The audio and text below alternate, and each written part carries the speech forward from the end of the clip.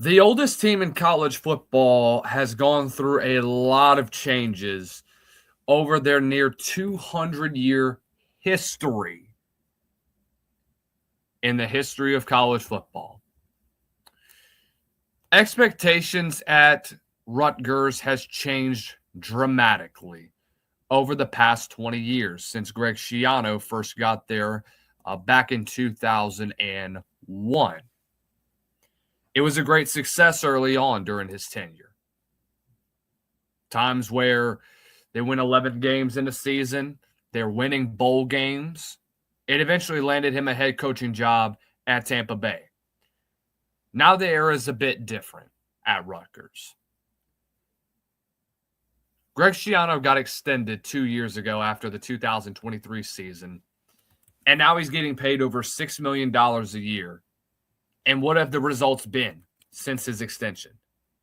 Even when we talk about that, what are the results in general, even before his extension? Well, his second go around with Rutgers has been less than successful. It hasn't even been that good for you. 2024, they set a record for the most Big Ten wins in a season with 4. What does that tell you? Things haven't been going good for Rutgers. 3-6, 5-8, 4-8, 7-6 in 23 and 24, and then last year with a 5-7 record and just missing a bowl game. The thing about this is that it's been a slew of horrible hires at defensive coordinator. It's been a failure on administrators' part to even give a guy like Schiano an extension when rightfully expectations at Rutgers have been slipping. We're going to talk about it. This is a make or break on the Rutgers Scarlet Knights. Welcome on in, ladies and gentlemen. This is Lucas Hill of the Southern Sports Scene. I'm your host, as always, Lucas Hill. Make sure you all do us a favor. Y'all hit the like, share, and subscribe down below. Turn on the bell notifications so that you are notified every time we go live, post a new video or post a new short here on the Southern Sports Scene. Every live show brought to you by our good friends at Frost Buddy. Going over to frostbuddy.com, use the promo code SSS15 to get 15% off your first purchase. That's code SSS15 to get 15% off of all coffees or coffee mugs, cups, tumblers, whatever it is that you want for your daily use. Also, check out our friends at Chike Nutrition. With 20 grams of protein, 1 gram of fat, and 1 gram of sugar, you can get every day started with a healthy, hearty cup of coffee with our friends at Chike Nutrition. Click the link below. Get yourself 10% off of your first purchase. It's a new era at Rutgers from a defensive standpoint. Travis Johansson, who was South Dakota's longtime coach from 2019 all the way to 2025, spent a year as a head coach.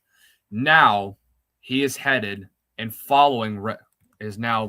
out to Pets Getaway, New Jersey, to be the new defensive coordinator there. How much of a difference is this defense going to make for Rutgers in 2026? That's a big question. And I feel like for Rutgers, there's always a stepping stone or a benchmark of where this team is at. For the longest time, it's been Iowa for them in the Big Ten. Remember, it wasn't that long ago that Rutgers first moved to the Big Ten. They've been a part of the conference since 2014, and it's been a struggle, to say the least. The fact that they were even in the Big Ten Conference should tell you a lot. Initially, it was a decent transition for them. They went 8-5, looked pretty good in some games that they played in Big Ten territory, beat Michigan. But ever really since then, it just has not been good. It's been absolutely abysmal when you talk about Rutgers football. They fire Chris Ash after a couple years with Kyle Flood, who's now the defensive coordinator, or I should say former defensive coordinator for the Texas Longhorns, who's now he's the offensive line coach, and now the offensive coordinator for the Texas Longhorns. So when Rutgers goes out and makes this hire, they get Greg Schiano out of, I think he was in a brief retirement or something like that, to spend more time on his faith and family. Several weeks of negotiation, ends up deciding to return to Rutgers as the head coach. 8-year, $32 million contract. Ended up becoming the all-time winningest coach in program history. Leads them to back-to-back bowl eligibility and wins a bowl game. That offseason in 2023, they agreed to a contract extension to 2030. The buyout has extended. It's frustrating. Rutgers is not a powerhouse in the Big Ten at all, but you do expect for better results. You expect them to be much better than a 5-7 team,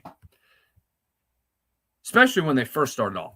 And the amount of guys that they've had come through Pets Getaway, really underrated players that have come through Pets Getaway. They've had a lot of them. They've had a lot through the last couple of years. Isaiah Pacheco, who went on to be a great running back for the Kansas City Chiefs.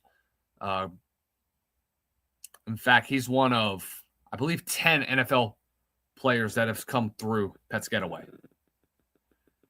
It just doesn't seem to make sense that you have this much talent, but yet it feels like administration holds on to coaches that really shouldn't be lasting any longer than 2 or 3 years. A la Chris Ash. That's a great example. Or even Kyle Flood. So when we talk about Rutgers, we talk about a team that it wasn't that long ago. They took over college football in the Big East, was one of the premier teams in there. First year in the Big Ten, they win 8 games. You didn't think that, okay, this is something that fans should expect. Median is probably 7 to 8 wins a year. On a good note, if they can put it all together from an offensive standpoint, which they have in recent years, and if their defense follows suit, heck, they can be a 9-win freaking team. They can maybe pull an upset here and there, and they can end up as a 10-win team. For Rutgers, that just hasn't happened. Last year, the offense was, for being honest, actually better than what people will remember. And you look at the amount of talent that was on that team. When you talk about Ian Strong, a guy that had a fairly productive season in 2025, ended up with just over 700 yards receiving and to go along with 5 touchdowns. Had some games where he popped off for 100 yards. There were also some games where he disappeared. We talked about Ian Strong and how he could contribute to Cal's offense in a video. By the way, go check that out. Antoine Raymond, who's coming off of an all Big Ten season as a running back. Just over 1,200 yards rushing. Really was an underrated back in the Big Ten. If I said Big 12, my bad. But you have those 3 guys. You have arguably one of the best quarterbacks that's come through Pets Getaway in a while, in Nathan Kaliakmanis. I hope I said his name right. He looked good in his 2 years in Rutgers. Really good numbers. Last year was a spectacular year for them. 62% completion rate, 3,100 yards. Here's the big difference. Both sides of the line of scrimmage failed. They were horrible up front. He got sacked 36 times He's a guy that's going to get out of the pocket and run at some points, but he was sacked a bunch, had a negative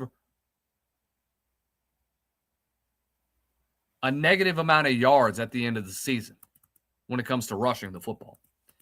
Athan's a really solid quarterback. I don't know if he'll make it to the 53-man roster. He's really, really good. Make no mistake about that. He's a very, very talented quarterback. KJ Duff was another guy that people forgot about. 6'6", 225 pounds. Freak. Had 1,000 yards receiving this past year. There's a lot of talent on that Rutgers team. Defensively, you failed. You gave up 38 to an Iowa offense that really shouldn't have. Has really gotten a bit of a better reputation when they hire a guy like Tim Lester as OC. But I think from a recruiting perspective and talent perspective, defensively, you should be better than about 2 or 3 of the teams that you played this past year. You should have taken care of business in Piscataway against Penn State. You should have beaten Iowa. You should have gone on the road in Minneapolis and taken care of business. That's a 3-game flip that could turn it into an 8-win season. But this is Rutgers football. And it seems like 2026, I think that the offense is going to take a step back. Unfortunately, that may be the case. Athan's gone. You do have some guys that are returning from an offensive standpoint. Your number 1 receiver's back. Your number 1 back is back. But where do you look when it comes to the quarterback room? And there's a lot of names that are trendy picks at this point in time in Piscataway. Again, I'm not all the way invested in Rutgers football. I know that the name Dylan Lonergan, who's from Alabama and played at Boston College this past year, he is expected to be the starter. I think he could fill in really nice for a guy like Athan. But what are we going to expect as a whole from Rutgers in 2026? I think if they don't win 8 or 9 games this year, there's a lot of people that are going to be calling for Schiano's head. And it goes back to this. Are legacy hires worth it? A coach that leaves after a couple seasons, has some great years out of school, and then decides to come back after a few years he spends elsewhere. Is it worth the risk, especially with the ever-evolving landscape of college football? It seems like Rutgers has fallen so behind in NIL. It's fallen so behind in talent production that eventually the rest of the college football universe is going to leave them behind. I look at their schedule. I see their floor as a 3-9 or 4-8 team.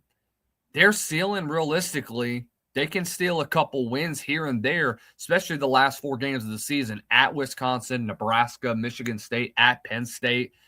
They go 4-0 those last 4 games of the season. They could very easily get to a 7 or 8 win season, this depending on what happens against Maryland, UMass, Howard, and Boston College are the teams that you would think has a better shot to get them to a 10-win or an 8-win season. But we'll see what happens, man. But I pose the question again. Are legacy hires worth it? Because it seems to have happened more times than often when it comes to coaches that were at their former school. They return to that former school, and it just seems like everything's just changed around them. And I think that's what Schiano's gotten himself into. So if you're Rutgers, I think a decision has to be made about the future of Schiano there in Piscataway. Are you going to do something about it? If not, are you going to stick with him all the way till 2030? Or are you going to fire him before? Are you going to wait till the buyout is favorable for you and then go take a chance on someone else? I don't know, man. I really don't know. But let me know what you guys' thoughts are in the comment section below. What do you think of Rutgers going into 2026? What is the future of Greg Schiano? Let me know what your thoughts. Thank you guys for watching. We'll see you guys soon. Y'all have a good day.